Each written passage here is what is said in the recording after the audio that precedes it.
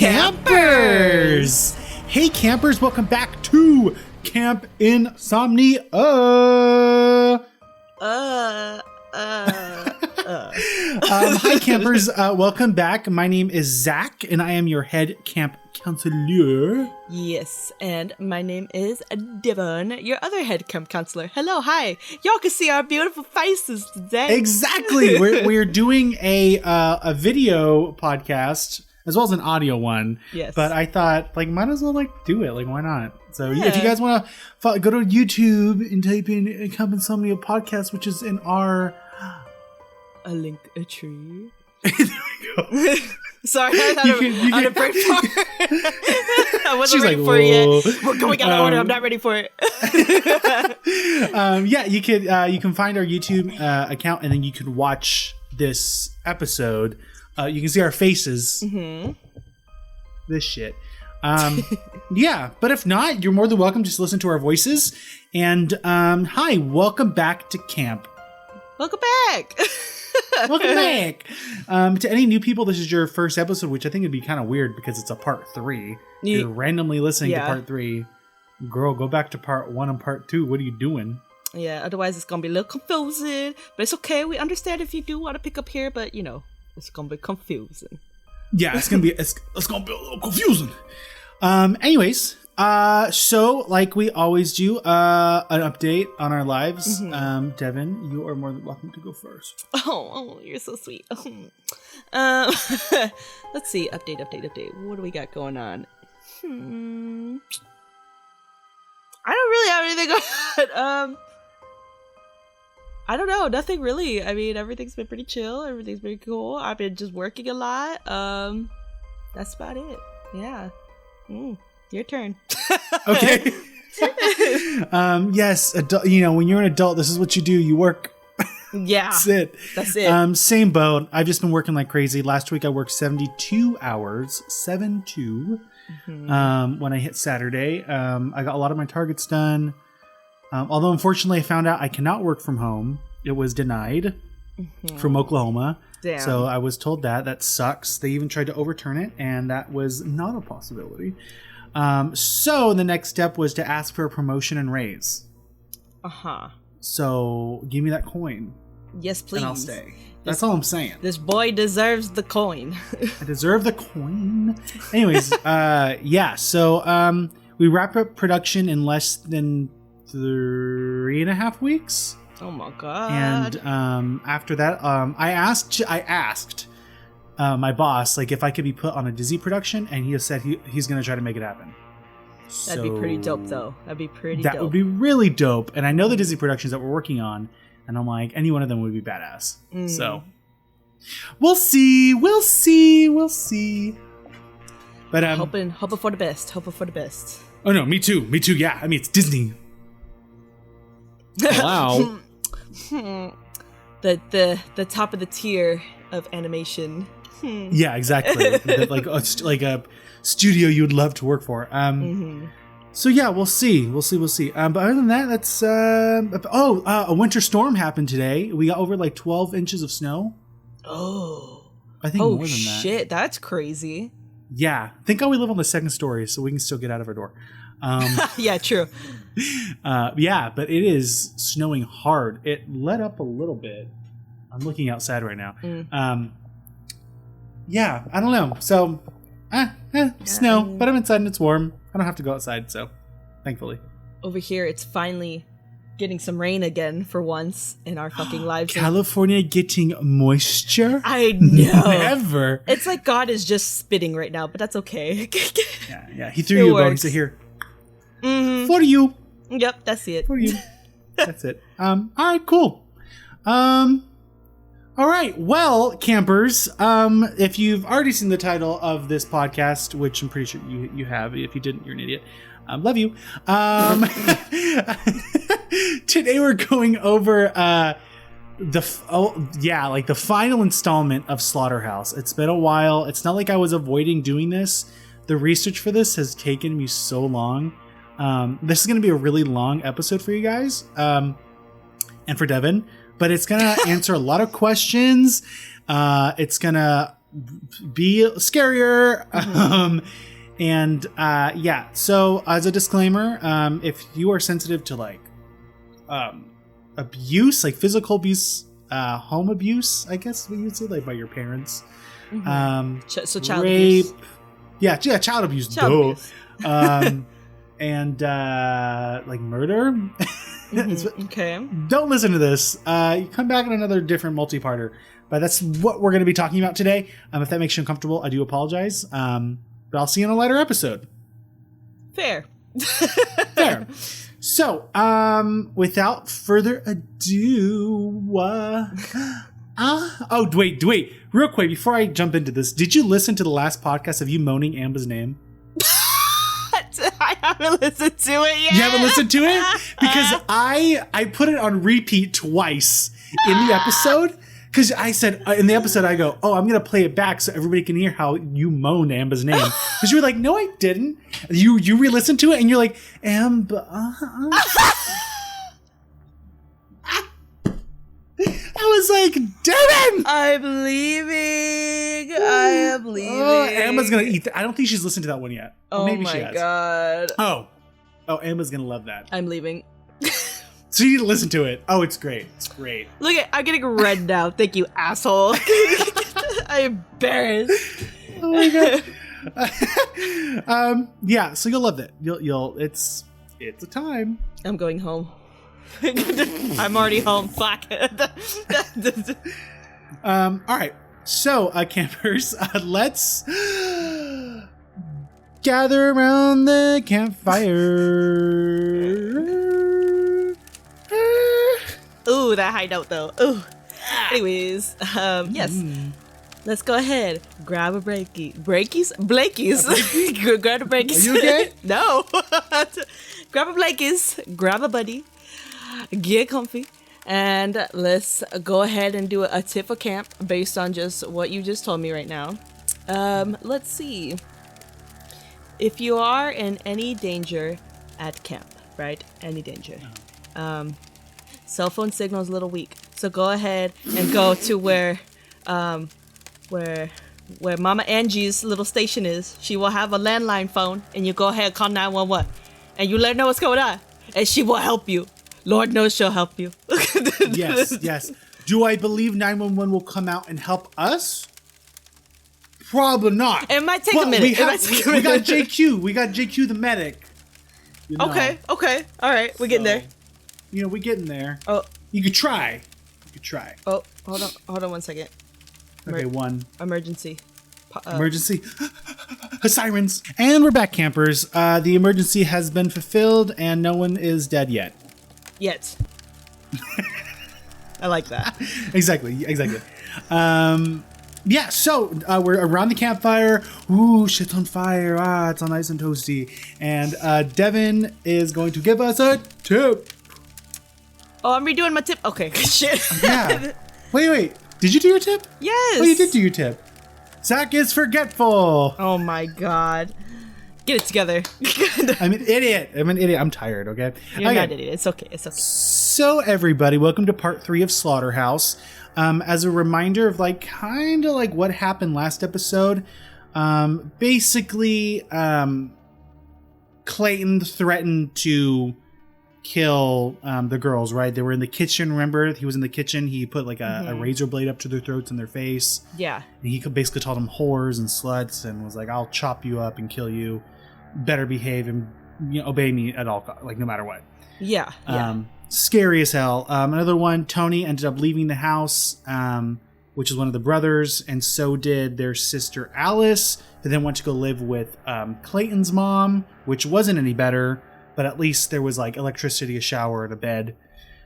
So the 3 kids have now left the house, Curtis, Tony, and Alice, and they're technically all dead to him because all the free labor left, and he's like, fuck you, right? So now all that's left is Sadie and Terrilyn, and they're the only ones left in the home. Ooh, yep, I remember now. Yep, so less kids, which equals more abuse. Oh, God. So, not really great. Yeah. So, Terrilyn was missing her siblings by the time they had all left. She soon took over their sleeping arrangements and made herself a better bed. Because remember, she was like sleeping on top of a dresser and like a little bed. And like it was ridiculous. She moves in she takes over their sleeping arrangements. She makes herself a better bed, more habitable than with the bugs that she took shelter with. Remember, because the beetles were in like the bed sheets and stuff. Yeah. She often said she loved the way the blankets would smell like her siblings and that she would feel safe. Oh. Yeah. Which, I would do the same. So that's right. Sorry. So the old woman, remember the old woman, the ghost that she would see underneath in the other bedroom? Oh, yeah. Yeah, that like creepy ghost lady that was like on the floor like Anyways, she wouldn't visit often and said she didn't do so because of the wooden floors and the old woman's spirit would be too loud. Interesting. So the old woman wouldn't scare her because Terrilyn would know that she was coming because of the wooden floors. Okay. Which a smart ghost, I guess. She's like, yeah. Damn it, she's gonna hear me. Hear me creeping and crawling. But this wouldn't be the only spirit to visit Terrilyn. Something more malicious was on the way. Oh, okay. So Terrilyn one night awoke from a terrifying nightmare where shadows chased her down in her dream, only to turn into snakes, only to wrap around her thighs tightly and hiss so loud her whole body began to vibrate. And the vibrating was so deafening she woke up from this nightmare. Right. Okay. This is her nightmare. Uh-huh. She tried to get back to sleep, and as she did, she thought she heard Clayton get up and move about in the other room. So Terrilyn quickly pretended to be asleep. Right. Mm-hmm. At first, she heard heavy boots sneak their way into her bedroom, and then she heard like the door start to creak as it made its way to her bedroom.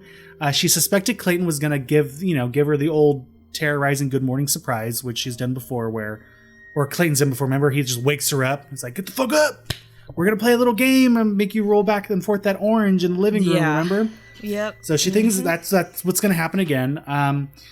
And he has threatened to kill them if they did wake up in the middle of the night, or if they woke him up in the middle of the night. So she's just like, if I just pretend to be asleep, this is a 50-50 shot. I'm not gonna get my ass beat. Mm-hmm. So, but as soon as the boots started to get closer, they suddenly stopped. Suddenly, Terrilyn's bed began to vibrate violently, and then it stopped. Whoa, what the fuck? Okay. Yeah. So she was surprised it didn't wake up her sister Sadie, who was asleep on the top bunk. But when Terrilyn opened her eyes, expecting to see Sinister Clayton, she was met with nothing. And as she panned around the room, nothing was there. Terrilyn thought maybe she had just made this all up in her head, but it felt so real, so it must have happened. The ghosty maybe giving her... What if it's like a warning in some sense? Yeah, like an omen, like I gave you a terrible nightmare and I'm going to scare you like that also in real life? Maybe. I don't know. It's just interesting that it was just poof, gone. Gone, yeah. So again, one night she was visited by another paranormal experience. One night she had awoken to something very bright in her bedroom. A ball of light the size of like a cantaloupe was running along the wall of her bedroom. Then suddenly it disappeared through sheetrock just a foot of the bottom of her bunk. Sometimes, she said, when the light would visit, it would sometimes remain floating there for a few moments, and other times it would just whiz by. Didn't this happen in the old Haunted Mansion movie? Yeah. Yeah, I was doing the same thing. Yeah, Haunted Mansion, the little ball floating around. Yeah, so think of something like that. Interesting, okay. Where this thing is constantly visiting her. She never said if it scared her or not, but the way that she described it, I don't think it really did. I think it was just there. She often wondered if her other siblings had experienced these strange phenomena as well. I think we all would. Yeah. Summer would come and winter would fade away, so the small farm was slowly coming back into operation. Clayton did a very shitty thing, as he always does. He thought his beehive was dead, and to not let the honey go bad, he thought he brought the beehive inside before leaving off to work. so that Beatrice and the kids can collect the honey and remove the dead bees. Well, guess what? The bees weren't dead. Yeah, so their asses are getting fucking stung. They were hibernating because it was a fucking winter. Oh my god! Please tell me none of these girls are fucking allergic to bees. So inside of the house being like, a few degrees warmer, right? Just being warmer, it woke up all the fucking bees. Oh. And they swarmed the house. Of fucking course. Yeah, so Terrilyn wouldn't end up helping and instead ran into her small bedroom and slammed the door and hid for the bees, right? Regardless if she would get beaten later for it, she was like, fuck, I'd rather be beaten than be stung by like 100 bees. Yeah, fair. Fair. And of course, they all got a beating because they killed the majority of the bees that were swarming them. Like, what else were they going to do? Of course. Like Clayton's like, you killed my bees. I have to beat your ass. Oh, it's not like it was my fault. It's like a double-edged sword. No matter what, they were going to be in some sort of pain. They were going to get beat. Exactly. Fucking Clayton. So, Clayton would soon take Terrilyn on his famous walks deep into the forest, like he did with Alice. Remember, he would take Alice on those long walks out into the fields and do some sexual things because she's becoming a woman. So, he took Terrilyn off on a trail. And at least 45 minutes off, they went like 45 minutes off the original trail. Like they were on one and they went, let's go this way. Okay. Then suddenly on their walk, Clayton bolted. He just started sprinting out of nowhere. Okay. And he started running through. Yeah, he just dipped. So he started running through thickets of thorns and bushes in hopes he would lose Terrilyn in the woods. He was trying to completely ditch her. Yeah. So Terrilyn ran right after him. She was like, I'm not going to die in the middle of the woods. Yeah. Like, dude, you crazy ass. So she followed him as best as he could. Well, Clayton made sure to lead her through yellow jackets. Oh my god. And as she ran, struggling with yellow jackets attacking her whole body, Clayton stood there smiling. Of course. And as she screamed for help and finally approaching Clayton, he told her, stay the hell away from me. And then took off again over another hill. So this is just his way to literally try and get rid of one of them, I guess, or just like just torturing, being abusive, being a bully. I don't understand it. I don't fucking understand this man. So by this time, after Clayton like just totally dipped over the hill, Terrilyn couldn't breathe all too well. I wonder why. Yeah, because hornets were stabbing her. So the venom started to take effect from the hornets. Her legs began to swell, just like the rest of her body, and she was starting to make peace with the fact that she was going to die right then and there. Like, I'm not going to. This poor fucking girl. Yeah. So she collapsed and was about ready to give in. Then Clayton came back, and then he says, "Bet you not afraid of bees now, are you?" This motherfucker did it on purpose. He wasn't trying to ditch her. He was trying to teach her a goddamn lesson and gave her something worse. Yeah. What a dick. He's a piece of shit. Oh my god. Piece of shit, Devon. Just pure evil. Pure evil. Yeah. Man. So by this time, Tara, like I said, she couldn't breathe out too well. She wondered if somehow Beatrice told Clayton about the bee incident, which I think we all know that she did. And how she had hid from the bees that didn't help. Yep. And this was her punishment.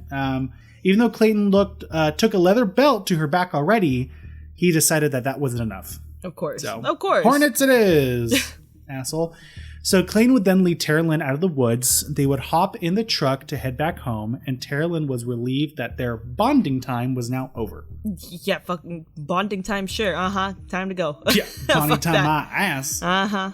So sooner or later, they ended up getting a lovely companion. A family dog.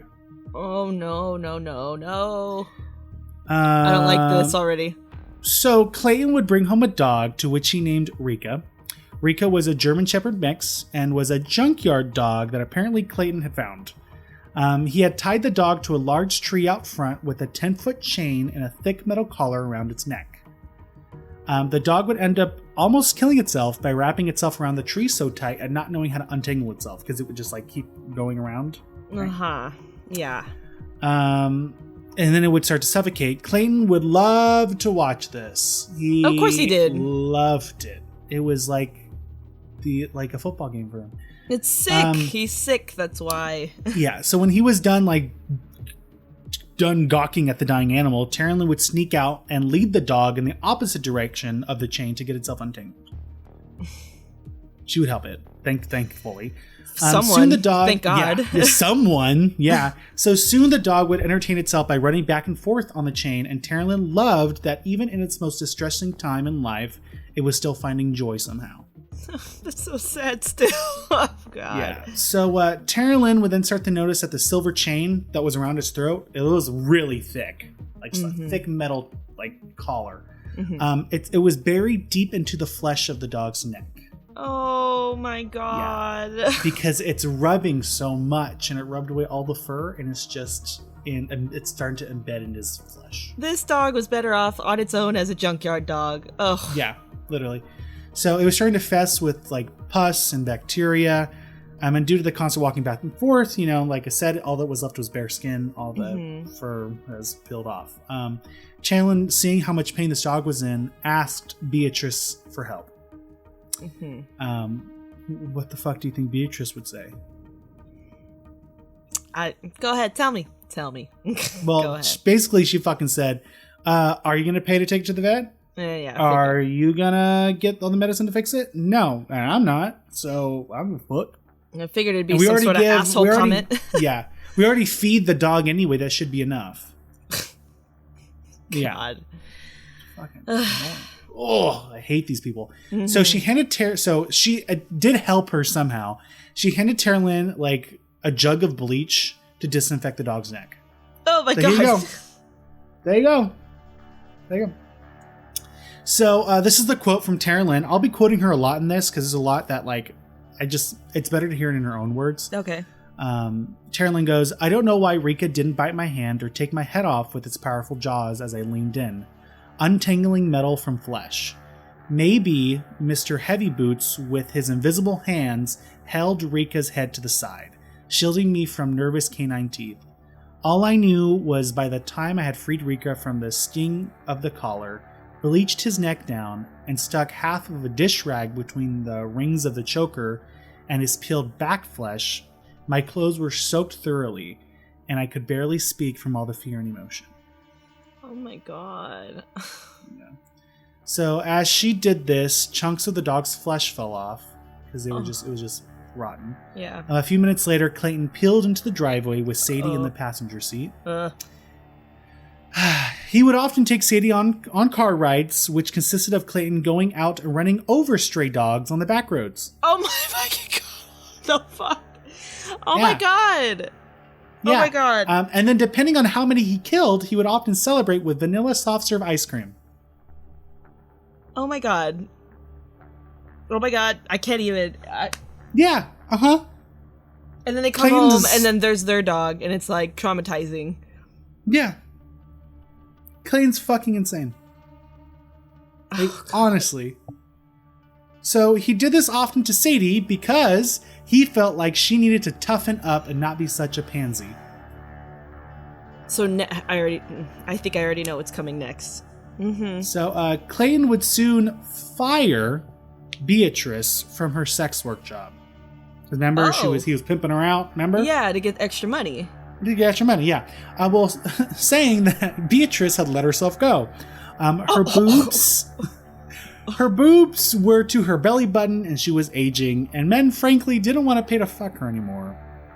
Oh my God! And this caused a financial deficit, and Clayton needed to think of something fast. Oh no! I already know. Oh, you think you know, but it's not that. Clayton would soon run and operate his own storefront and gas station. Okay, never mind. Now where I thought it was going. Yeah, I think I had an inkling where you thought it was going. No, he's going to pimp out his kids next. Yes, pimp out his kids. Yeah, thank God he didn't. So Clayton says, "I'll be king of the corner. All the white trash can come spend their welfare checks at my store. There will be plenty of beers, gas, sub sandwiches, and cigarettes to sell. The cash money will just start flowing right to my door." Oh my god. I mean, proper businessman thinking. Yeah, here, no, he's I guess. like, he's nuts. Fucking idiot. Yeah. he's such an idiot. Yeah. So the whole family would help build the storefront. Well, drunkenly by Clayton, duh, and Beatrice, duh, and Beatrice's father, Pepe. Pepe's wife, right? I know, random. Yeah. Pepe's wife had passed due to maybe one too many blows to the head. Oh my god. Okay. And was staying with the family. Oh fuck. Yeah. And he was drunker than Clayton most of the time. Oh my god. And he had a very fond interest in Sadie. I'm gonna throw up.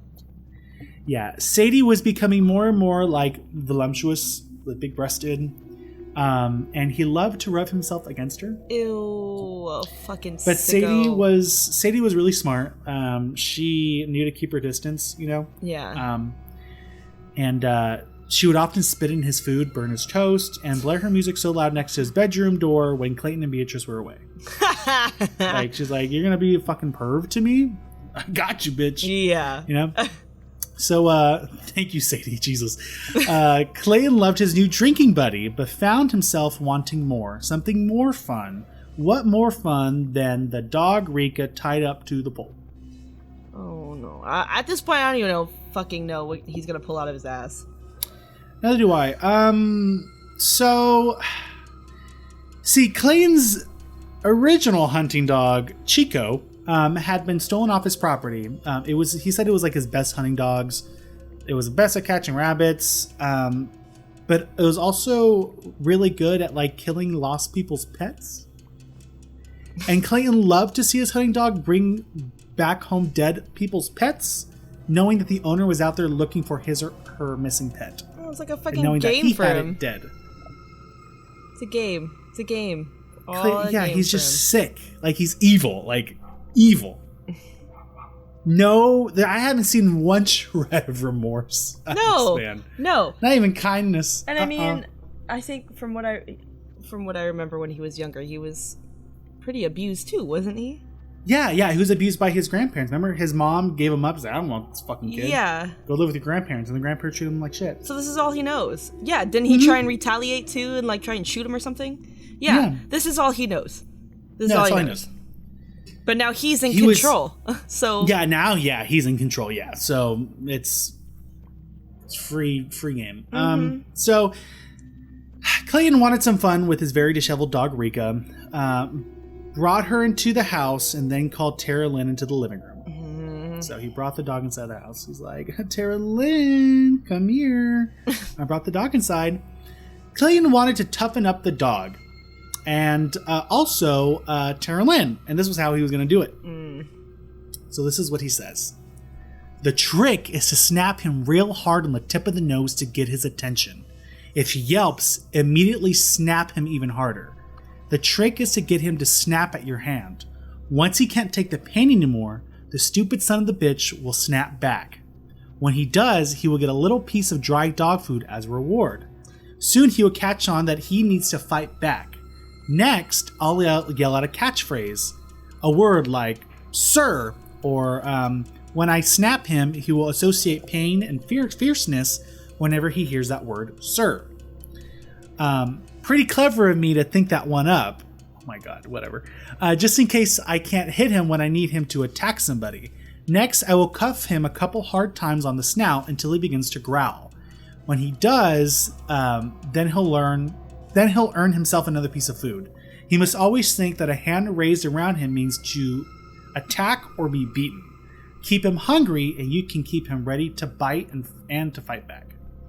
This motherfucker turned into some sort of goddamn psych professor saying, we're going to do a lesson today on reconditioning an animal. What the fuck? He is nuts. He's nuts. I hate it because, like... It's smart. I hate it because, like... It's smart. It's fucked. It's super, super fucked up, but I hate that he knows how to do that. Yeah, no, same. Oh, God. What is wrong with him? So, Terrilyn would then watch Clayton beat whatever was left of the spirit of Rika out of the dog and make it into a tough man. Terrilyn wanted so bad to let the collar off the dog and set the dog free, but she know that it just might be the end of her own life as well as the dog's. Oh my god. Yeah, if she were to do something rash like that. Yeah. So Clayton would then train the dog to attack Beatrice's dad, Pepe, when he was too drunk. Oh my god. Rika the dog would draw blood sometimes. So eventually the shop would soon open, fully stocked and ready to go. Wow, he actually did Sadie it. would, yeah, they actually did it. Drunkenly, but they didn't. Sadie would often work in the store with Clayton. Meanwhile, Terrilyn would be home doing chores or attending to the garden, which she had made flourish. And in the book, she says, like, it was like, I mean, the biggest, like, flourishment of, like, vegetables you could think of. She was, like, really proud of it. Oh, wow. Huh. Yeah, she was like, I put my time into that on the, during the summertime, So thank God, she had something to do. Yeah, and something at least to, one, keep her occupied, and two, out of sight, out of mind in a sense. Yeah. A hobby. Yeah. Mm-hmm. So winter rolled around and school was canceled, because, winter break. Mm-hmm. Terrilyn woke up early that morning to see that Sadie was gone. Yeah. Beatrice then told her school was canceled due to the snow that engulfed the city. But as any kid would do on a snow day, what are you going to do? You're going to go out and fucking play in the snow. Yeah. Because it's a snow day. But that was not the case for Sadie and Terrilyn. Of course. Sadie was gone early that morning to go help Clayton with the store. So that's why she was gone. And Terrilyn being home meant that she had to do the chores. She couldn't, like, not do anything. Like, she didn't sit on her ass, like, or else, like, Beatrice would have, like, kicked her ass. So she asked her mom if she can go down and help at the store, but then that was met with, like, a swift no. Okay. Because I guess she'd rather be at the store with her sister than at home with Beatrice, which I don't blame her. I mean, they both have two evils with them. It's probably better that they get to be together and suffer together. Yeah. So instead, Beatrice told Terrilyn to go dust off some cans, right? Okay. So Terrilyn wasn't about to go do that. She'd rather be at the store. She didn't have any winter boots, but old rubber knee-high boots, like water boots, for the rain. Yeah. But she did know that Clayton kept all the leftover footwear that he had. That it was piled in a cardboard box in the cellar, hanging by shoestrings from the ceiling, as to not touch the water on the cellar floor. Because he just dug into the ground and made a cellar, and then it would raise with water. So he would tie them on the pipes, to not sink. But I wonder where all those shoes came from. Oh, remember? It's all coming back to me. Oh my god. My god. All those shoes. Yep, all those shoes. Go ahead, tell them. So many leftover shoes. Yeah, because he would murder people. Yeah. Mm-hmm. Yeah, he murdered people. As we said in the first one. Yeah. He'd murder them, take their bodies up to the top of the hill, and let the wolves feed on them. Both of them. They would both help doing it. Yeah. Okay, so she needs some fucking shoes. I mean, she knows they're in the cellar on some pipes hanging up. Yeah. So Terrilyn heads to the cellar and switches on the light to the stairs. Just then, she sees a body of a slender man facing away from the stairs, at the bottom, holding his stomach and laying in an inch of water on the cellar floor. His knees were drawn up to his waist, as his navy-colored polyester pants were also wet and stained with a dark patch from what must have been blood or urine. Oh. So, the man Terrilyn would have to cross over was a dead man. Yeah. She had never seen this man before, but was very remorseful and terrified. She then refocused on grabbing the boots, when suddenly, as she turned around, Beatrice was on the stairs staring at her. Oh god. Jesus Christ. That's terrifying as it is too. I shit myself a little. Beatrice told her to leave the cellar immediately and never go down there again. Terrilyn thought she was going to get beat, but instead was let off with just a verbal warning. Wow. What restraint. Yeah. Right? Terrilyn would soon put on the winter boots that she grabbed and make her way to the storefront in the snow. When getting there, she put all of her focus in restocking the shelves, like trying not to remember the dead man in the cellar and the water. Yeah. Just laying there. Suddenly, a dark presence overcame her. She felt an evil, according to her testimony, And then a voice spoke out to her from somewhere in the store. And the voice said, I will make a trade with you with no more pain. I will take over, and you may go. Go meet your other half and say goodbye forever. What the fuck? So this would repeat over and over again. She couldn't find the source of this voice in the store. So all that she could do, the thing to do was to pray. And maybe this like evil voice would stop. Okay. Whoa. That's really... Wow. Okay. Yeah. I will make a trade with you with no more pain. I will take over and you may go. Go meet your other half and say goodbye forever. That's... What would you do? Kind of sounds like a demon. Yeah. What? But and okay. Step into her shoes for a minute. Her life. Yeah. What do you think you would do? If I was hearing that, Mm-hmm. I don't know. I'd probably think I was going crazy. I wouldn't know what to do. I'd probably try to be like her and probably pray or something, or focus on something else, or try to find why I'm hearing this, or did I hear it because I saw this man and my brain is like going crazy, or... But like, she just got offered an out from her horrible, horrible life. Horrible life. That's true. But if I'm feeling an evil presence come from this and not like a welcoming one, Yeah. then I'm not gonna take the offer. Well, yeah, I get that. I'm just curious. I mean, not saying I would do it, but just interesting. Yeah, would you do it, Devon? Would you be like, yeah, demon? Possess me? No, because as we've talked about demons before, they're also tricksters. So she could be, cool. That demon fucking takes over her life, her body. But then she's not gonna get sent to good old heaven to go see the rest of her family and everything. She's gonna be probably getting sent to somewhere scary. Trapped. Yeah, true. And then too, if the demon possesses her, then she's just like trapped inside. Mm-hmm. She's not going anywhere. I'm just surprised that, I don't know, it's someone in that circumstance with, maybe she hasn't hit her low yet.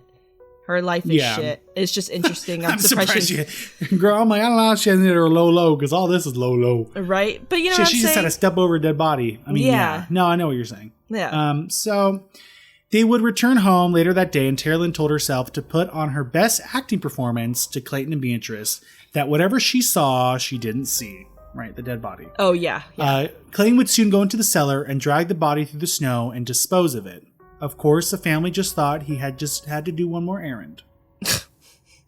Where's Pepe? Is he seeing all this too? Shit. Pepe's too drunk off his ass, probably. True, never mind. Like, Pepe's just sitting there. So, Terrilyn would go to bed that night thinking about, how there was a dead man that was laying on the cellar floor directly beneath her bedroom. And that he took his last breath underneath her. Oh, God. Oh, God. That is pretty traumatizing to think about, too. So, Clayton, right? He loved to play games with his girls. Mm-hmm. He was so good at it. The best of games. Mm-hmm. So much so, he would like to set up an obstacle course, and then one of the girls would be blindfolded as the others would tell them how to get through it. Right? Seems pretty great. Pretty fun. But it wasn't like any regular obstacle course. It wasn't like normal. One time Clayton had Ray, who was living on the property, scoop up buckets of raw sewage from the septic tank and spew it all over the ground. Clayton couldn't afford to have it pumped, so he would just either throw it in the fields or a nearby swamp. Anyways, he made Terrilyn guide Sadie through a field of raw sewage from their own home. And if Terrilyn gave the wrong advice onto where to step or go, then, Sadie would have fallen into a face full of sewage. Oh, God. Jesus Christ. So much fun. So much fun. I was like, I can't even imagine. Yeah. I can't even imagine. So, Sadie and Terrilyn were very close. They were the last two remaining kids to the torture of Clayton and Beatrice, but also they were siblings. They would often walk the woods around their home for hours just not to be home and to be themselves. That's like their bit of joy. Yeah, exactly. That's so sad to think about. That I mean, they only get that single time, and that's what they have to do. Mm-hmm. That's it. So Sadie, as she grew into a teenager, began to rebel against her parents, which I'm like, girl, I'd be scared. Mm-hmm. They can straight up kill your ass. She would save up money, right, and buy form-fitting clothes, to which Beatrice saw as whorish, and also she would begin to smoke. Clayton thought only men had the right to smoke and use tobacco. What do you think about that, Devon? It's fucking dumb, but fuck. As you hold your vape in your hand, it's fucking dumb. It's fucking dumb. But Jesus Christ, I mean, I can't even imagine if she's gonna get caught. Oh god. Just go ahead, tell me now. So Beatrice would often defy this idea when she had balls and would take a beating. But when she found out Sadie was smoking, that's the day her world would change. Oh god. Okay. So Sadie had been enjoying a cigarette in between customers at the store. Mm-hmm. And by the way, how she was making her money, I didn't put this in here, I don't know why. How she was making her money is that she would take, I think, a couple cigarettes out of the cartons and then sell them, those single cigarettes, and then would keep the money. And that's how she was able to save up and buy herself clothes. Right? I mean, but Beatrice and smart. Clay never knew about it. Yeah, no, it's very smart. Yeah. They never knew about it, thank God, because it would have beat her ass. Anyways, she wasn't allowed to smoke. Sadie, of course, was enjoying a cigarette between customers at the store while standing outside smoking. Ray, the alcoholic, right, that lives on the farm, not Pepe, the other guy. Yeah. He stepped out of the woods and saw/walked through the smoke Sadie blew out. Ray was hoping to sneak into the store and grab some beers, considering he wasn't allowed to go according to Clayton, but also because Clayton and Beatrice were busy. They were. Oh God! I read that sentence right. I was reading it wrong, and I just read it right. Clayton and Beatrice, while Ray went to the store, right, to go get some beer. The reason why he was there is because Clayton and Beatrice were up on the hill disposing of bodies. Okay. Got it. Makes so they're sense. up on the hill disposing of bodies. Ray's like, they're going to go bury some people. I'm going to go get some beer and sneak in and steal some. But while he was doing that, he ran into Sadie's smoke that she was smoking. So, well, Ray saw this as an opportunity. Yeah, I figured that was coming. Yeah, Yeah. Well, he was caught, and so was Katie, and Ray would be the first one to tell. Because Sadie would tell on him that he was trying to sneak in to get beer, and then he would tell her. You know what I mean? They could have played this so much smarter. Exactly. They could have been like, I'm not going to say anything. You're not going to say anything. We're going to be good. But oh my God. No. Because he's like, Sadie might say something, and Ray's like, Sadie's like, Ray might say something, so who's going to snitch first? Yeah, I was going to say, he probably can't trust anyways. Look where he fucking works. Look who he's working for. Exactly. So the next day, Terrilyn would come home from school. And this time, no one knows who's going to tell first, or if anybody's going to say anything, right? If Ray or Sadie's going to say anything. And Beatrice would then tell Sadie that she had 3 minutes. No, not Sadie's. Terrilyn, that she had 3 minutes to feed all the animals, and then when she was done, she had to get back inside immediately. Like, you have 3 minutes, feed the animals, get your ass inside. Okay. Terrilyn's like, okay, that's kind of weird. When she was done, she entered the home, and Beatrice would then say, "Your father is going to kill your sister." and when he's done, he's going to come home and kill you. So you sit your ass down in that chair until he gets home, and don't move a muscle. What? I believe that. Oh yeah. Okay, wait. Yeah. Is this though? It could just be a fucking threat. It could be, but there's so many open threats in this fucking household. You don't know when it's not going to be exactly true. I mean, so at this, oh fuck. Yeah. So after hours of sitting there, Beatrice would go into her bedroom and come out with a new white bodysuit that she had picked up for Sadie. Beatrice had a smug look on her face, and as she put it into a bag and walked out the door, she made her way to the storefront.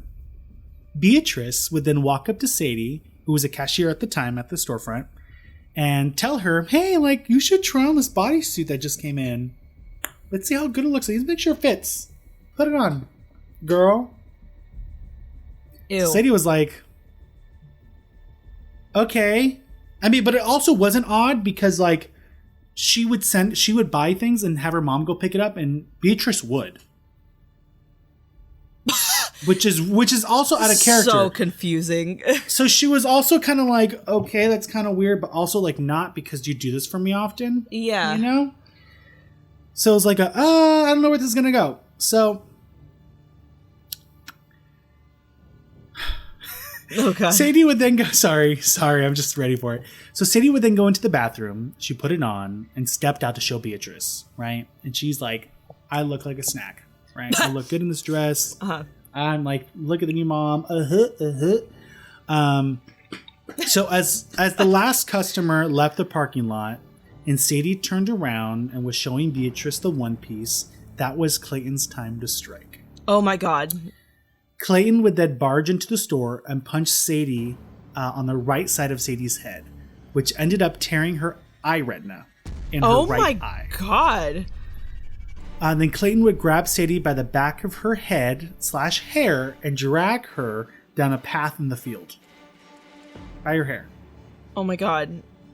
But, Yeah. and this is like, I mean, it's not like they're in a completely deserted part of town. Like, where the fuck? Where is it?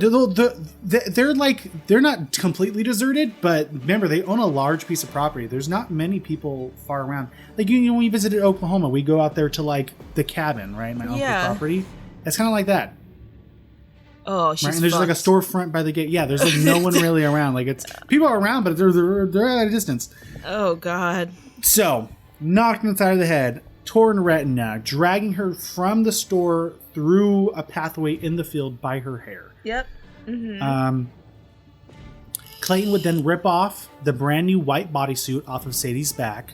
Once her clothing had been ripped off, Clayton would then remove his leather belt and begin beating her with the heavy metal part of it repeatedly all over her body. Oh my fucking God. He would then beat her within a brink of death, and if she passed out, he would wake her up so that she can feel the rage he had inside of him and for her to feel the pain. Oh my God. So Sadie the next day would have to go to school. How? Yeah, so Clayton and Beatrice were so smart. They wrote her a note that she was opted out of gym for the day. And so that they wouldn't see the welts all over her body, and she had to cover completely up. What about her face? So I don't know about that, but I hit a doorknob probably. What the fuck? And then so after all that, she then returned back to work after school at the register. Sadie's spirit, of course, was completely crushed. She just like felt hollow. Yeah, completely. So later that spring, winter wasn't through yet, and the family had gotten the chance to see one last major snowstorm. That day, Terrilyn went to go deliver some breakfast to her grandfather, aka Beatrice's alcoholic and abusive father, Pepe. Mm-hmm. When Terrilyn entered the bedroom, which was the size of like a large closet, she went to go and wake him up, but he was stiff. He had died. Oh, shit. Oh. Which honestly, bye. I mean, yeah, but wow, that was sudden. Yeah, exactly.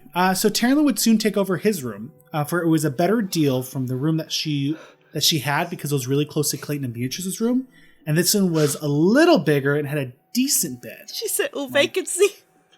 She said, "Ooh, Pepe, you dead, bitch. It's my room now." So, Beatrice didn't like this idea, right? That Terrilyn thought she could just like move out of her bedroom and into her like deceased father's. So Beatrice, in retaliation, refused to change the bed sheets or let alone wash them after her father had passed, and forced Terrilyn to sleep with them. Sleep with them. Oh my God, that's so gross. I can't even imagine. Like, who knows how long gross. He had been dead for? Like, exactly. What if there was like feces and shit, or like? It's so. Oh gross. My God! Oh my God! She slept in a dead man's bed. I want to throw up.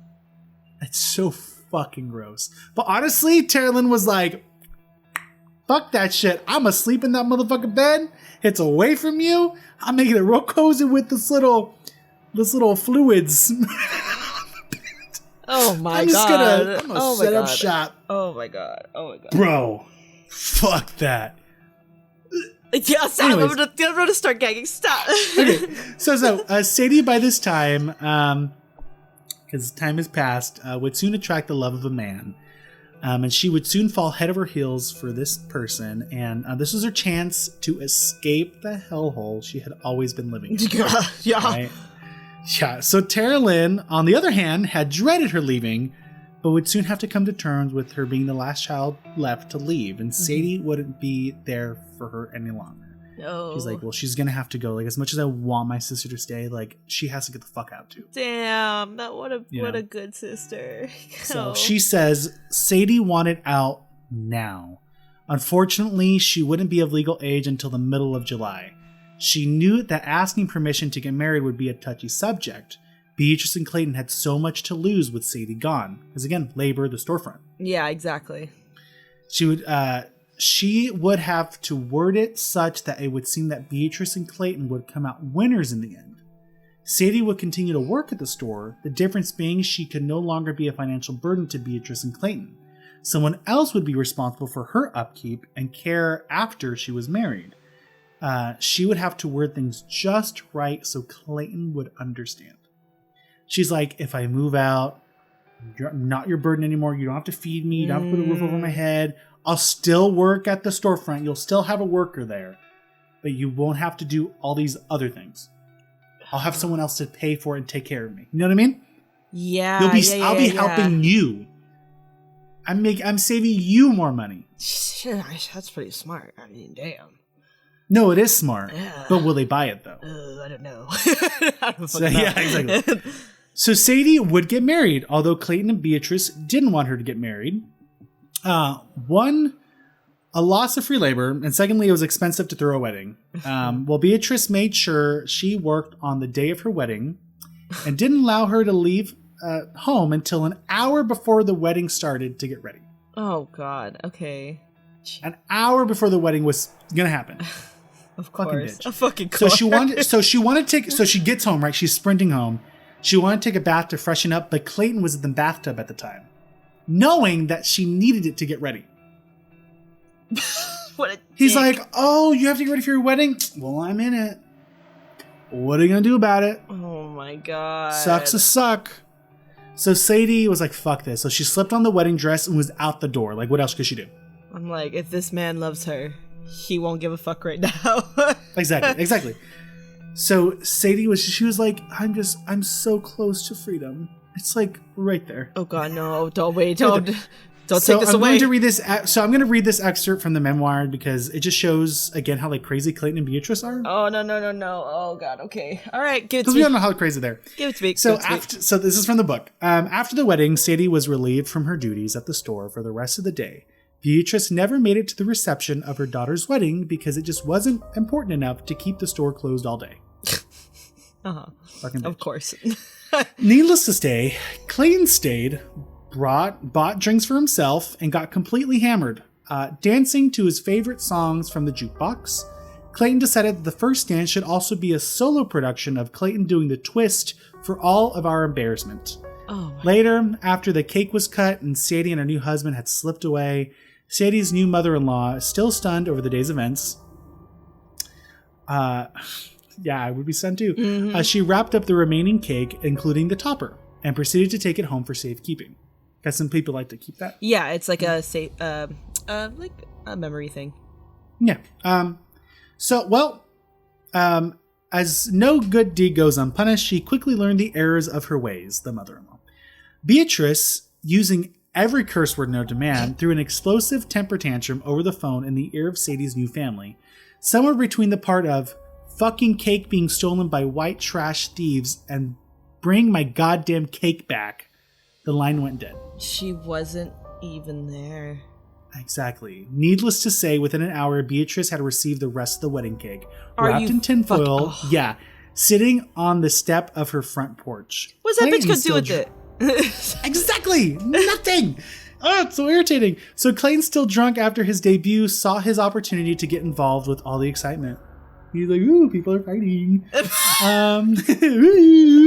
Ooh, my cup of tea. Oh, God. So tossing the crushed tinfoil package in the front seat of the pickup, Clayton weaved his way to the honeymooners' new home and deposited the now flattened cake on top of their trash cans. So the cake they just delivered, he smashed it and said, "Here, have it fucking back."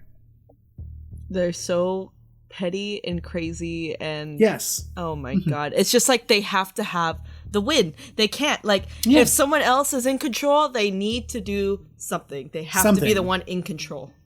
So he would then say he didn't appreciate the trouble they had stirred up. That they had stirred up. They started it. Exactly. They started So soon after Clayton... So soon after Clayton arrived back at home, Beatrice put a handwritten sign on the front door of the store, and it was a simple sign, and it said, "For sale." Fuck. Yeah. So another sibling has now been declared officially dead by Clayton and Beatrice. So the store is now for sale. Wow. So Clayton starts to act very bizarre, not like he wasn't doing that already. Like, he started acting bizarre? What the fuck are you talking about? He's been bizarre. Yeah, exactly. But more like stranger than usual. Oh god, how worse can it get at this point? Oh god. Okay. So he started to believe that drinking horse liniment would help keep him youthful. So horse liniment is an ointment used on horses' muscles after a long day of plowing. So think of like Bengay. He's trying to poison himself. Fuck. No. He's trying to become more youthful, Devon. Shut up. So as we all know, it's not meant for human consumption, but Clayton was like, if you eat enough of this, you're going to fucking live forever. You know what? Go ahead. Keep eating it. Go ahead. Keep eating it. So of course, he didn't test the theory out on himself. Oh no. Who did he test it out on, Devon? Gee, I don't know. The last fucking daughter. Yeah, the family. So Beatrice and Terrilyn, he started adding it to their food. Yeah. And then when nothing would happen, he figured out that it was safe to consume it and that his theory may be correct. He was like, ooh, they didn't die from me putting this shit in their food, so I can eat it because they didn't die. So that means I can eat it and I won't die. Oh my god. So we're good. You know what this has just reminded me of? What? Not completely, but Mean Girls, when Katie's giving Regina George that whatever the food to make her fat. Oh, the Caltine bar? Yes. And she's like, the Caltine bar? This is gonna make me fat. You're like, no. It's gonna you'll gain a few pounds and you'll just shed it off all at once. Yeah. That's just how it works. And that's what he was doing. Yeah, he was like, yeah, you'll live forever. It's fine, like you'll live forever. You'll be so youthful. But to himself. And what an idiot. God damn it. He's so I hope everybody listening and watching is just like, what the fuck is wrong with this guy? Yeah, literally. So one weekend, as Terrilyn was on her way to make her sacrament of the confirmation in the Catholic Church, Clayton began to go insane. He was starting to foam at the mouth, crawling on all fours, growling and snapping at the air. And I don't mean like, I mean like with his teeth. No, yeah, I figured. But what the fuck? Yeah, exactly. So the minute she was going to go do her her sacrament, the confirmation of the Catholic Church, he started foaming at the mouth, crawling on all fours, growling and snapping at the air. For 3 days, he acted like this as if he were possessed by something evil. I was going to say, he's trying to probably keep her there, right? I guess, maybe. I don't know. Or maybe he's fucking possessed. I mean, I would believe that. So one night, he ended up dragging Beatrice by her hair and gave her 2 swollen, shut black eyes. Oh, shit. And that happened on the first day he went crazy. Oh my god. What the fuck? Yeah. So Clayton would then begin emptying all the contents of the refrigerator onto the kitchen floor.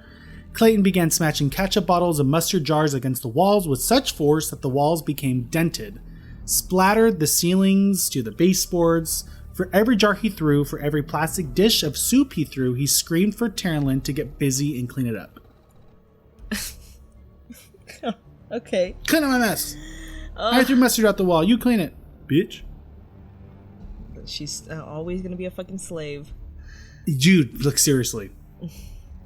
So Clayton would then begin empty. Oh, I already said the part. So the better part of these 3 days, he destroyed everything in the home on this like weird psychotic break, possession, whatever you want to call it. Yeah. Beatrice was now more terrified and then Terrilyn, Wow. to put on her, she's like, put on your confirmation church, right? Your dress. Put on your confirmation dress, go to church, and girl, I need you to beg for Clayton's salvation because he is acting wild. Please die, please die, please die. Yeah, literally. So, and so Beatrice then told her, and ask why his soul has been offered up to the devil. Leave it. I wonder why. Fucking leave it. Beatrice, I wonder the fuck why. Not like he's killed people. Either way. Not like he beats his fucking family and he's freaking crazy. Either way, that man go to hell. Oh, yeah. So, this is a quote from the book. Watching Clayton on all fours, spitting tobacco juice everywhere, Ew. I truly believe that the devil she spoke of was thoroughly enjoying his performance done on our behalf. I wouldn't have asked for his salvation, though. Mm-mm. Ooh, that's the tea. Confirmation would serve another purpose. It was going to serve as my plea, my resurrection from this hell. It was time to stand up and beg for my salvation, issue my public plea to God, and that he allow me be like everyone else, to end up strong and normal. Although I still couldn't quite understand what that truly meant, would God save another lamb from Satan? Oh man. Oh, that was deep. Yeah, that was sad. Yeah. Very deep. So the fourth day came, and Clayton was back to normal. Yeah, okay. Yeah, and he couldn't remember anything that had transpired. 3 days of hell he put Beatrice and Terrilyn through. He thought his home was in disarray because Beatrice was being lazy and not cleaning it up.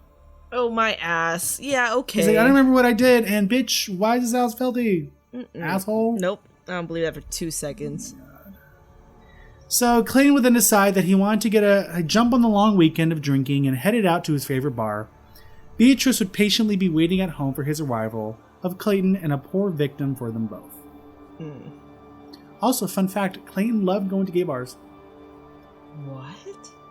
Yep, he loved going to gay bars. I'm pretty sure Clayton was gay. Oh. Because it's mentioned so much in this book. He goes to gay bars so often. And what is he doing? Picking up people, bringing them back and killing them. Yeah, maybe he was a closeted homophobe, and maybe that's where a lot of his rage also stems from. Yeah, that could be it too. Or he's just fucking crazy. Oh, fucking everything. So, everything. So, Tony would be in town, their second oldest son. Remember he left to get an education? Wow, I forgot about him. Yeah, they have other children. With him, yeah, I know.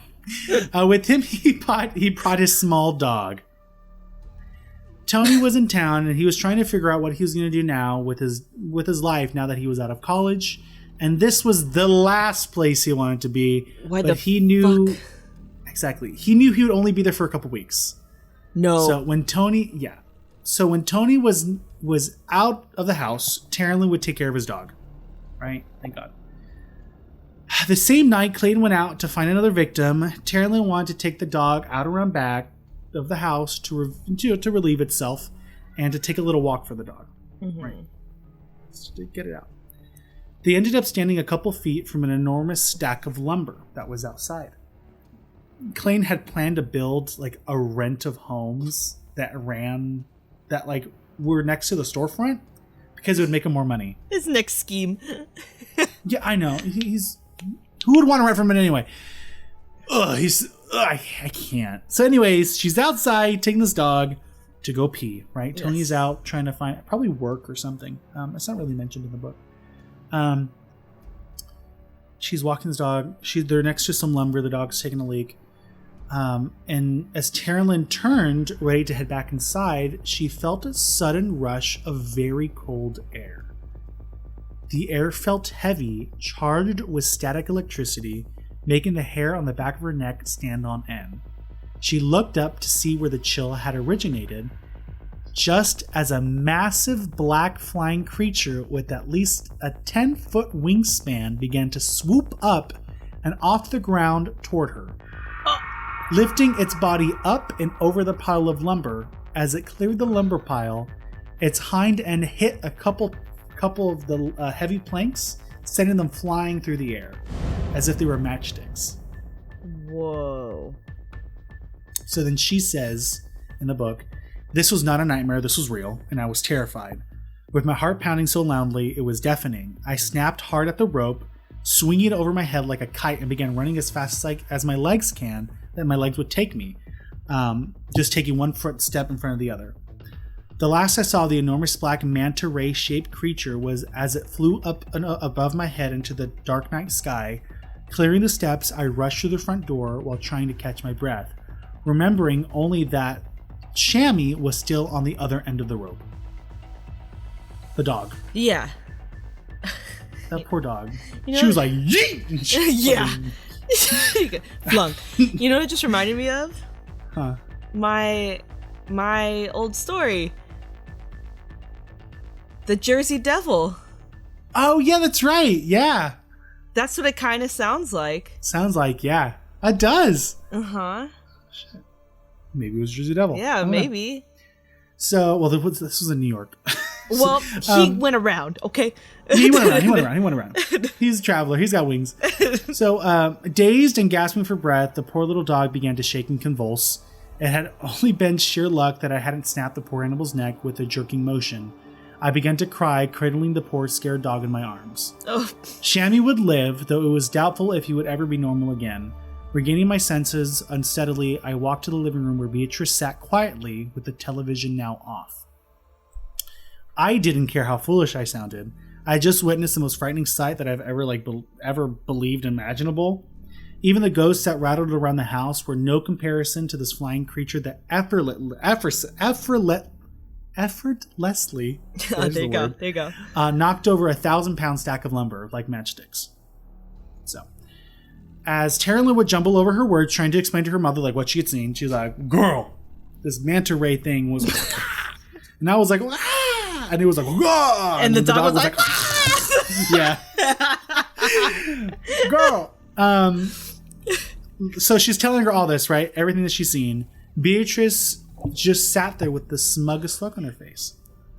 Beatrice would reach and gently pull a few hair strings from her head, you know, like she usually does. She twists her hair like she normally does. Yeah. And as she showed the wheels were turning in her mind, a soft whisper as she stared blankly, she said, "I know exactly what you saw. I saw it too when I was a young girl picking berries by the track." She actually... Do you remember that? In the first episode? Oh, she was out picking berries. Shit, you're right. Yeah, and that thing came at her. Oh. And she dropped the berries, remember? And then she had to go back home. She got beat because she left the berries. She said a bear stole her berries. That's right. She wasn't going to tell him that this crazy demon thing flew at her. I totally forgot about that. Yeah. Wow. Yeah. So this thing is like kind of attached to these people. Jersey Devil. Yeah. So she would then drift into an empty stare and whisper as she's twirling the hair on her forehead. "Now I lay me down to sleep. I pray the Lord my soul to keep. If I should die before I wake, I pray the Lord my soul to take. God, save me from all the evil, all the darkness of this horrible house. Keep me normal in my loneliness and show me mercy and take me now and forever. Amen." Oh, what a great Christian lady. Praying for her life. So Sadie, now out of the home and married, she is now free from the constant pain and torturing of Clayton and Beatrice. Mm-hmm. But Terrilyn would be left alone. Not entirely, but left alone, but not entirely. Because, the ghosts. Oh, I'm like, what? Yeah. Sadie continued to work at the store. Their family built, but under new ownership. Because remember, they put it for sale. Someone ended up buying it. Now she's still working there.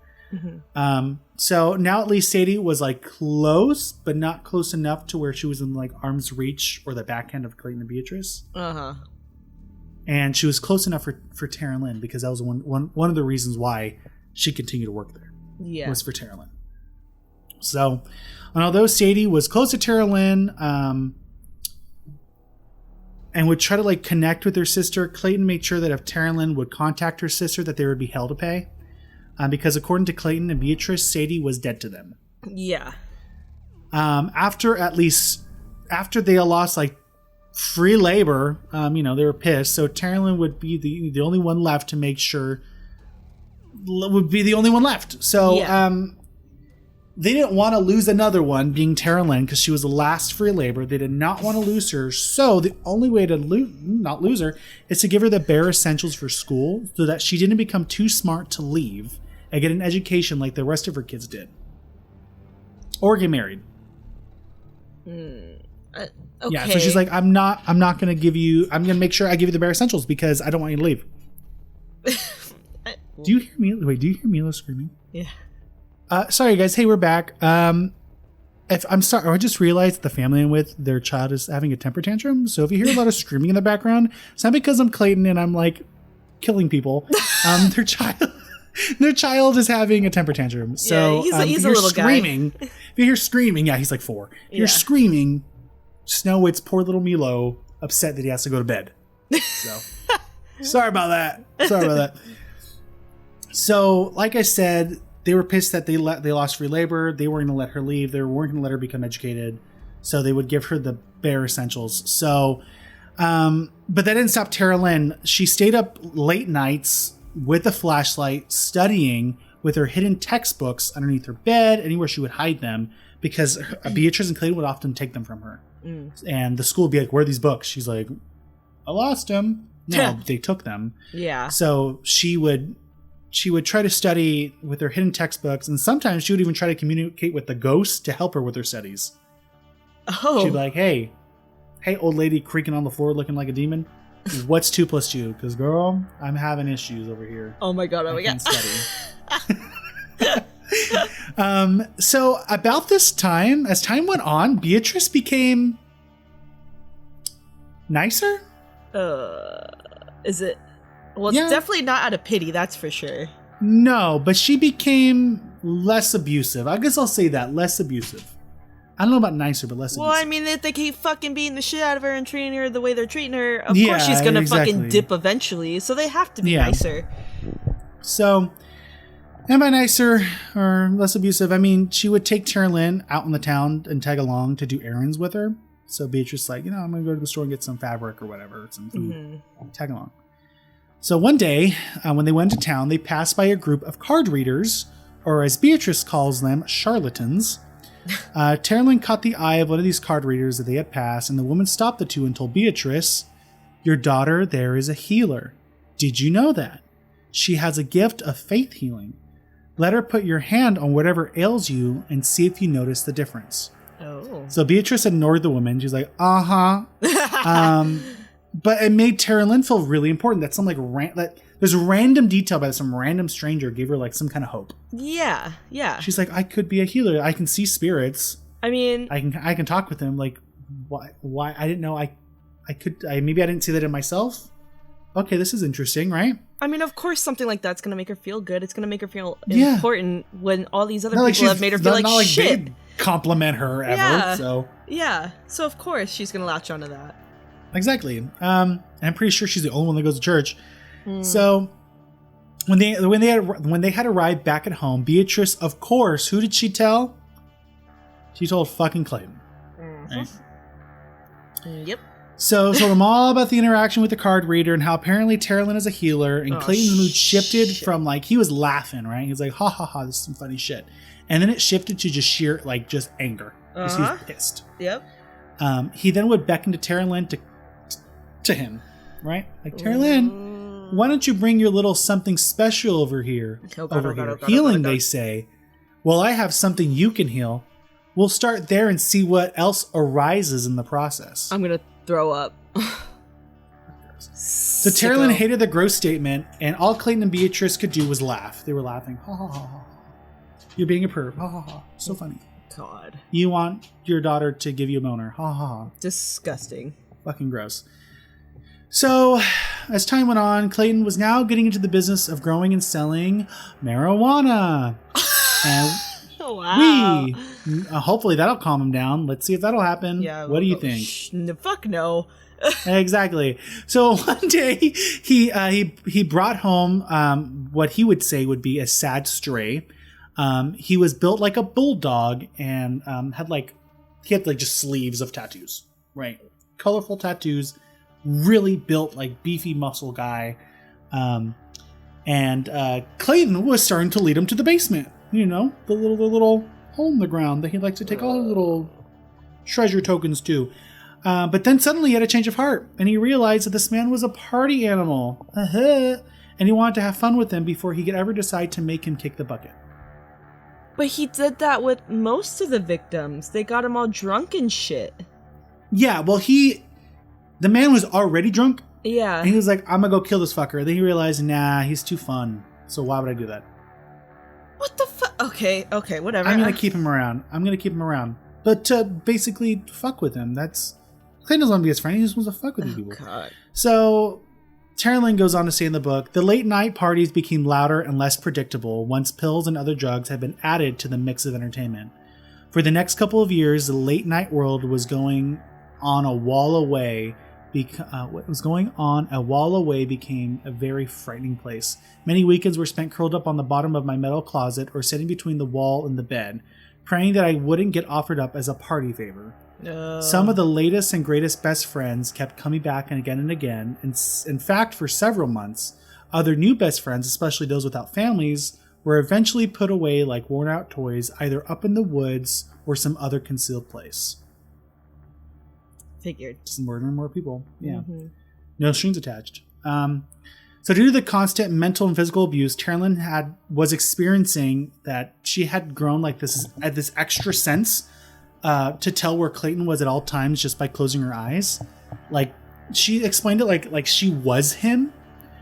She knew where he would be, what mood he was in, and she used this like weird gift of knowing how Clayton was going to be to her own benefit. Mm-hmm. I mean, she would use this against Beatrice to get on her good side.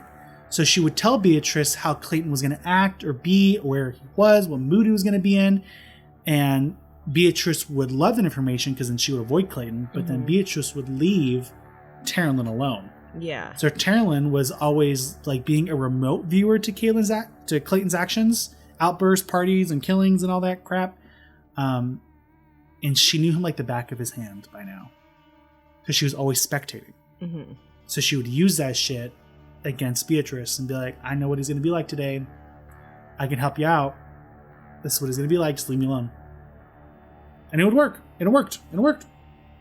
So as Terrilyn finished her junior year of high school, she had the opportunity, as well as many other classmates, to do like a mock military job over like the course of a week. And the school decided to put her into the legal department. So, which is so funny, like of all places, even from the legal department, and all the illegal shit we're doing at my house. So she says these guys had the military police on their speed dial and wielding a bigger book of rules than even Clayton. I wondered if they could pick up my scent, my years of secretiveness. What would they say if they knew that they were sitting next to the daughter of killers, a victim of sex crimes, a young girl who dried marijuana in the dryer for an impatient father who simply couldn't wait for Mother Nature to dry his pot out? Could they tell that I ate roadkill for supper and prayed every night that God wouldn't hand me a straitjacket as my 18th birthday present? Fortunately, for the harmony of all persons concerned, they never did. I kept busy and kept quiet. Wow. I felt like that could have been a slight out. No, it could have. Like, if she... I wish... Like, reading that, I'm like, why didn't you say anything? Anything. Yeah. You could have been so out, like that, you know? So Beatrice soon took great interest in what she was doing at the military base and became very suspicious as to if Terrilyn would say anything to anyone on the base about what Clayton and Beatrice had been doing back home. She's been paranoid. Yeah. So Beatrice didn't want Terrilyn to do this mock job, but with the military, she feared that if she didn't let Terrilyn go, it would look suspicious of Beatrice. Okay. And they would look into it. And she didn't want that kind of attention with all the crazy illegal shit they're doing. So one night, either the second to last night or like the last night, or it was like her time doing the military mock job, like it was like the last day, Beatrice would sit next to Terrilyn before bed asking her questions about her time there. Right? She would then leave and come back with a glass of milk and ask Terrilyn to drink the milk. And so as Terrilyn started drinking the milk, her memory began to like fade. Like she became like very like foggy minded. Oh no. And then as Terrilyn started to pass out, Beatrice said, "Don't worry, my babe. Drink your milk. And tomorrow you won't remember anything at all. By morning, your thoughts will be forgotten. I'm counting on it." What? So just then, Terrilyn would pass out and hit the floor with her head landing in the trash can. So Terrilyn would wake up the next day alive and well. But for how long? So she tried to kill her. Tried to drug her. OD her. Pass her out. Just because she feared that she was going to go out into the military base and say some shit. So why risk her daughter going back again when she could just kill her? after all this fucking time, though, like, she's been doing it for how long, and you choose to do it at the very end? That doesn't make any sense. Remember, she could have said Beatrice shit a long time ago. Yeah. Exactly. I don't know. Beatrice is crazy. Oh my god! But Beatrice was saying this before with Clayton. Remember, she would put sleeping agents in his drinks and food to knock him the fuck out. Yeah. And because she's been so quote unquote nice lately, Terrilyn probably wasn't thinking twice about this milk. It's just milk. Anyway, so sorry, I'm Terrilyn would wake up the next day right now. Yeah, no. So she would wake up the next day alive and well, but for how long? Her 18th birthday was around the corner, and she wanted to leave, but would they let her? Yeah, okay. No. So I have a huge chunk of the book right here because it is intense. Okay. And I just want to read exactly from her words because, like, it is scary. So closing in on my 18th birthday, I began to get a little sloppy and restless with the wait for graduation day. In celebration of 18 candles, Sadie sneaked me out for an overnight camping adventure at a local state park, 5 miles away. The world is mighty big, especially when you're not sitting in a closet and under a bed to see it.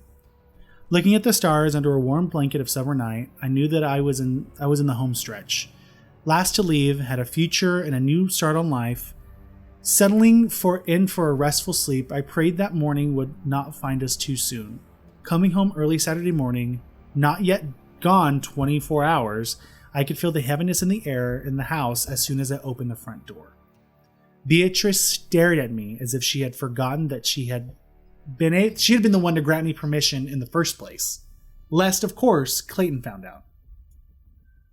So Beatrice let her go, but Clayton, he must have found out. Needless to say, that is exactly what happened, right? Clayton was enraged that I had been gone out all night. He said he would kill his slut before he would ever allow her to slink away without his permission, especially overnight. Oh my god. The afternoon dragged on with an indescribable tension of silence bearing down. No one was talking. Life stood completely still. Even Ray made himself scarce, disappearing to the safety of his shack. By the 3 o'clock hour, Clayton began to drink heavily, slamming the glass down hard on each new refill. I could feel a menacing threat of trouble brewing at the ready to boil over. The kind of trouble that you can't turn your back to for fear that it would overtake you. Be the last thing you would ever see. It was close to 6 o'clock before Clayton spoke, calling me to the living room. Here I was just feet from the finish line, and I was going to get tripped up. I was going down. Which is sad. Because, like, you're right there, right? She's 18. She can leave. And this is what's going to stop her. Oh, yeah. I'm getting scared. Yeah. After nearly 20 full minutes of ducking... JK. Instinctively, I backed up as Clayton lunged the weight of his body towards me. Mm-hmm. Running to the kitchen, Clayton and I began an intense game of catch me if you can around and around the old metal table with twisted legs. Nearly after 20 full minutes of ducking and running in opposite directions, I gave up. I stood my ground and waited to be knocked unconscious. Clayton, a little taken back that I was no longer running, glared at me with an intense look of disdain and hatred as we locked eyes for a moment before he grabbed me. It was hard to breathe, with Clayton's left arm snug around my neck. The vile smell emaciating from his foul, yellow, hefty mouth, making my ear damp with sticky from his lack of basic hygiene. For the next very long several seconds, Clayton just held on tight, probably trying to administer one of those famous sleeper holds from the endless wrestling matches that he had watched. For those very few moments, I felt surely I was going to die. Had Clayton been planning this all along? Was this my final farewell gift that couldn't wait until graduation day? Suddenly recognizing that I wasn't asleep, Clayton began to tap my nose with his right fist, making the contact a little harder with each continuous connection. I'll break your fucking nose right now, you slutty tramp. Just like a fucking egg. I'll crack it just enough. Slowly so you can feel the blood running down the back of your throat. Then bam! The final hit will smash your fucking nose like a busted egg yolk all over your face. Fear and adrenaline helped to alert the basic need for survival, forcing my eyes to look around me and look around the kitchen, looking left and right for anything that would be of use to save me. Anything that could help me. Catching Beatrice's shape out of my peripheral vision, I was astonished that she was actually sitting in her favorite chair watching everything. Shifting my body weight ever so slightly, I was able to give her more of the view that she craved. I wanted her to see, to witness all the vileness she allowed because she was too weak and sick, just like Clayton. I was her sacrificial lamb, as all my brothers and sisters had been before me. I wanted her to watch, to know the horror she had partnered up with, trying to balance out the weight of Clayton's body on my shoulder. I took a step to the side, trying to relieve some of the pressure that made my muscles in my neck feel like they were separating. Doing so, I was able to see the top of the kitchen stove, which now was about an arm's reach. The large cast iron pan used to cook up breakfast was still sitting on top of the stove. The grease now hard and smooth. I knew that I would only have this one chance, one strike. Missing wouldn't be an option. It would be certain death. Reaching down for the handle, I turned toward Beatrice so she could see what I had discovered. It was time to pay up. She deserved to see the frying pan moments away from her husband's skull. "Don't do it!" Beatrice screamed loud and hard from the living room. Clayton, jolted by the sudden outburst, loosened his grip on my neck. Within an instant, I realized that revenge wouldn't give me peace. I had been given a moment to act, and taking it, I chose running over hitting. Like a stray dog, I stood in the field behind our house, trying to decide which way to turn and whether to run or what to do. I had never fought back before. There were no rules for this, no set of instructions. From my vantage point, I could see that the store was still open, as customers were coming and going, completely unaware of my dire situation just yards away. As my thoughts continued to race, I heard Beatrice's voice coming from the back porch. She sounded scared and desperate. "Come back now! Come back home now, Helen! If you don't come back home right now, he'll kill me. Come back! He'll blame it all on me if you don't." Somehow, I don't know who the fuck Helen is. Yeah, I was like, I don't know, I guess I don't know, she's fucking drugged out. Helen! If you don't come home right now, he will kill me. Come back, he will blame it all on me if you don't. Somehow that wasn't very reassuring to me. Still, I wasn't a monster and didn't know how to behave like one. I never wanted to come back, but no one should die on the behalf of my father. Honestly, that included me too. Pacing the fields for over an hour, I tried to come with the terms that what I was preparing to do. Praying that Clayton had passed out by then, I walked back to death row. I still had 3 weeks before high school graduation. All the lights in the house were off when I sneaked through the back door. Beatrice's silhouette punctuated the darkness as I watched carefully to see if she would rise from her chair. Silently, she watched me as I scanned each room looking for Clayton. Determined that he must have passed out while I was outside, I cautiously went to my bedroom and shut the door firmly behind me. The next morning came just as each and every morning, thus far except the one obvious difference. Walking to the kitchen, afraid of a rehash of last night's performance, I soon discovered that Clayton had no interest in me at all. In fact, Clayton refused to speak to me, look at me, or even recognize that he even saw me. Overnight, I had turned into a ghost as far as he was concerned. Being declared dead prematurely by Clayton was a hell of a lot better than the alternative.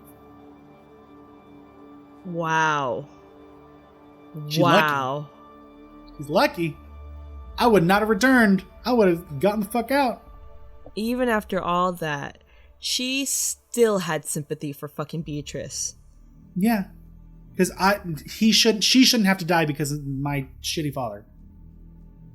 But wow. So I'm gonna go back and save her. And for him not to even react to her being in that room, even knowing what she was gonna do, I felt like that would have been the ultimate time for him to do something. Yeah. And he didn't. Wow. We didn't. Yeah. This man So is soon literally unpredictable. Yeah, no, he really is. He really is. So Terrilyn would soon graduate, and Beatrice didn't show up to the graduation. Neither did Clayton. Go figure. Shortly after arriving at home, neither of the two said any word to Terrilyn as she packed up the very few belongings she had.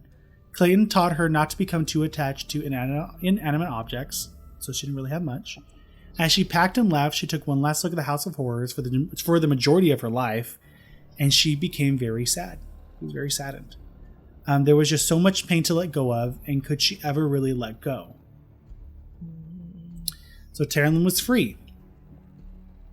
She got out. But hold on, campers. This is not the end. So Terrilyn wrote a whole other book about what came after. Oh. About what came after she left and what happened to Clayton and Beatrice, the murderers or, abusers, rapists. Yeah. What happened to them? But I'm going to save that for another day. Somewhere down the line, we're going to be talking about what comes after, because right now they're still alive. Are you not in present serious? time. Not in present time. Oh, I was like, well, no in way. This, from where we're leaving off, they are still alive. So Terrilyn now lives in Dallas, Texas, and is working in the medical field. She also teaches meditation, relaxation, and channeling, and provides spiritual guidance because she can see spirits, and she's like a medium. Yeah, which is really cool. Now, if you want to read this full book, I highly suggest it. I mean, I did like a really good summary about it, but I would read the book. It's very graphic. There's a lot of stuff I didn't put in this. Mainly not to say like it wasn't worth putting in, but just for this is already a really long episode, just for the context of, I'm not an audible. So yeah. But I mean, I'm sure there's so much stuff that has happened at that point too. It's just like, the nitty gritty of it, it's all a basic summary, but fuck you, like that was good. Everything you put in there was really, really good. It was intense. Yeah, it was intense. I'm just glad that she's out. I'm glad that she left. Yes. So I know this was like not like a true crime where like we know, like I talk about the killer. Well, I kind of talk about the killer, where they're from, but it was way more in depth, more personal. Mm-hmm. And this memoir she wrote really helped with that. Yeah. So it really did feel more like a story than like a case that we normally would cover. It's still, where it's very like bum bum bum bum bum. Yeah, but it's still a true crime case because of all the true events crime that have gone through. And yes, it is a personal experience from her and her view, but this is definitely falls into our category. That's for sure. Yeah. Oh, for sure. So Terrilyn does have a Twitter. And she takes to Twitter to answer everyone's questions about her story. Because remember, it was the first episode on Haunted on Netflix. And so people heard her story and like, well, dude, how was there a serial killer? And he never got justice. And how come he never went to jail? And da-da-da-da-da-da. So she took Twitter and was answering everybody's questions. Oh, wow. So the number one question is why she never went to the police and told them about all the people that Clayton and Beatrice had killed. And this was her answer. The police didn't want the evidence. Living in a tiny town in the boondocks, they didn't ask questions. They don't want answers. Mom died after being declared dead twice by hospice. Hope this helps. What? Yeah. In that same tweet, Mom died after being declared dead twice by hospice. Hope this helps. So she's dead. She died back in 2012. Yeah. So if you want to find her Twitter, you can like read through all like the questions and answers. It's a lot of, it's not so much, I wish there were more questions on there. There's a lot of like sympathy, like, oh, like, I'm so sorry about what you had to go through, which I would think we all are. I was hoping for like more. It was hard to find. Anyways, if you want to find it for Twitter, her Twitter is Terrilyn, capital Terrily 521993994. Again, that's capital Terrily 521993994. Okay. Yeah. And that wraps up Slaughterhouse. For now, at least. Yeah, at least for now. I have to read the other story. book, and that'll be for a while. Yeah. Wow. Yeah. That was intense. Good job. Right? Good fucking job. Yeah. Thank you. Thank you. It took me a long time to finish that. It was a lot. I think this part 3, I had to summarize, I want to say like 30 chapters. Oh my fucking God. Or less. Yeah. Yeah. So there's a lot like I left out. But like this is like the summary of what I put in there. Wow. That was good. Yeah. That was really good. Yeah. I'm just glad that she's not dead. All of her siblings, are safe. Are they mentally and okay? I was gonna no, say, because they've been traumatized so fucking much, especially with them murdering people. Mm-hmm. Oh, and fun fact that the house is still around, and her, I think Terrilyn's son or one of their siblings, like nieces or nephews, lives in that house. Really? And they experience really crazy paranormal stuff. Yeah. They talk about it in the episode. I was going to save that for like the next like Slaughterhouse installment stuff 3.0, installment, which won't be for a while, but I know they haven't sold the property. They haven't destroyed it. Wow. And they have been to the police, and the police is like, I don't give a fuck. Wow. Because all these people that they killed, they were no one important, but they were someone important because they killed somebody regardless. Yeah, they're still missing persons cases technically. Yeah. Yeah, exactly. So, anyways, campers, I hope you really enjoyed that. It was really heavy, but just know fucking Terrilyn made it out of that bitch. And that's all we need to focus on. She survived. Okay, she had the chance to kill Clayton, and she took the higher ground and was like, sorry, y'all, I'm actually just gonna dip, come back, graduate, pack up my shit, and then go. So. I can say at least for lucky. More of a, what's the word I'm looking for? She took the high road on it. I hate to say it, but she did. She really did. But fuck. Well, too, if you think of it this way, she couldn't be as big of a monster as Clayton or Beatrice in killing someone.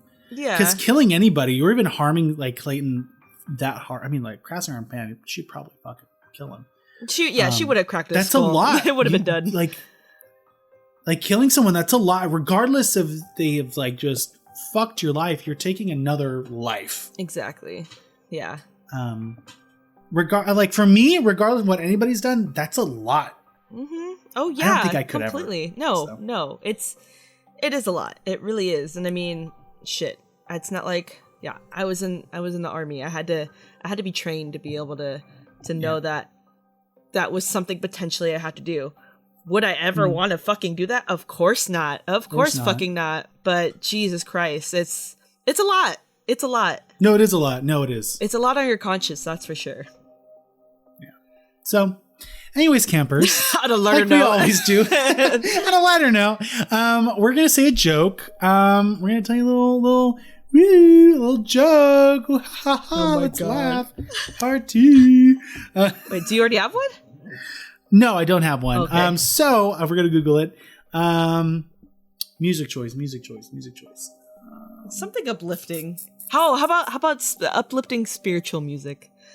Uplifting spiritual music. All right, cool. Let's see what I can find.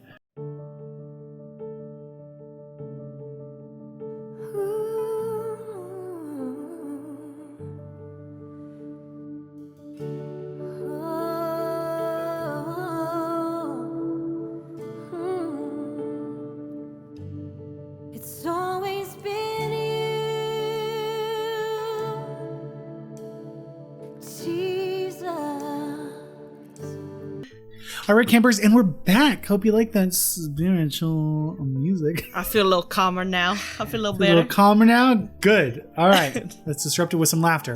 All right. Oh, shit. Did I click something? Okay. What lights up a soccer stadium? What lights up a soccer stadium? I don't know. A soccer match. Stupid. Okay. Why shouldn't you write with a broken pencil? Why? Because it's pointless. Oh my god. The puns. Okay.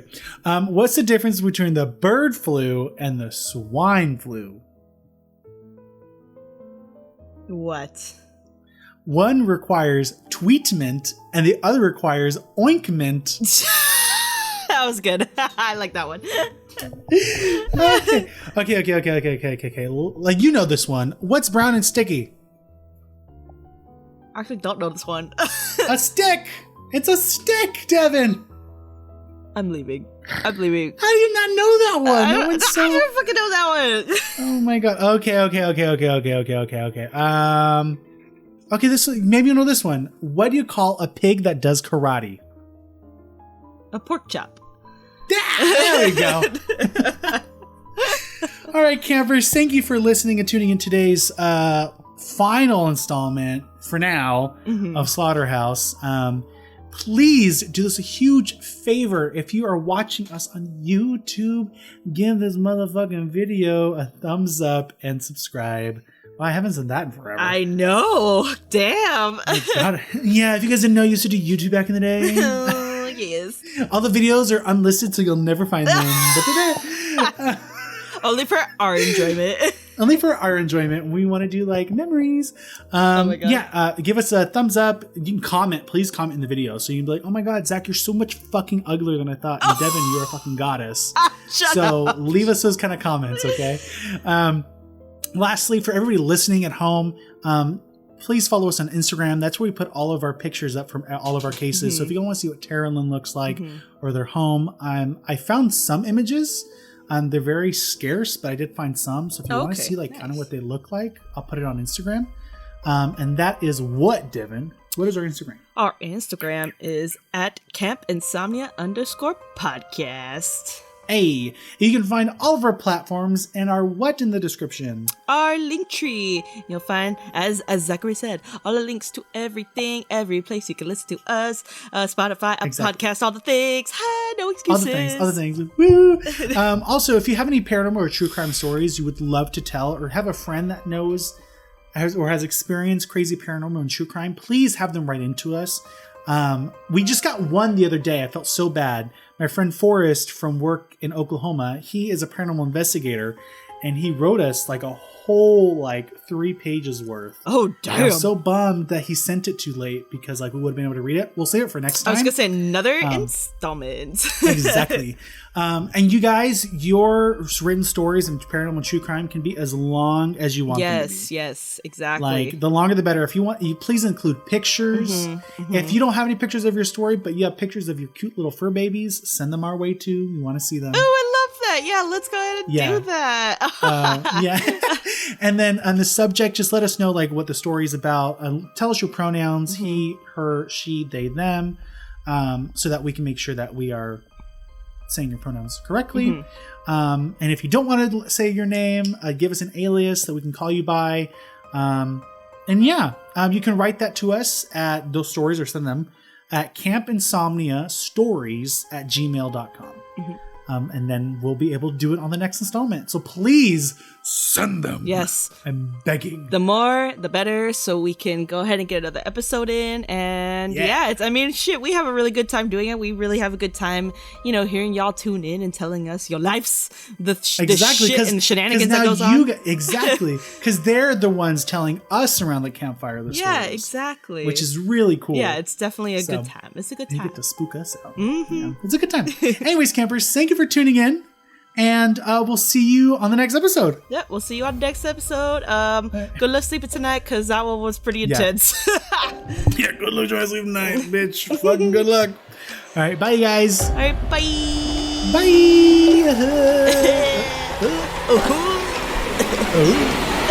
Bye.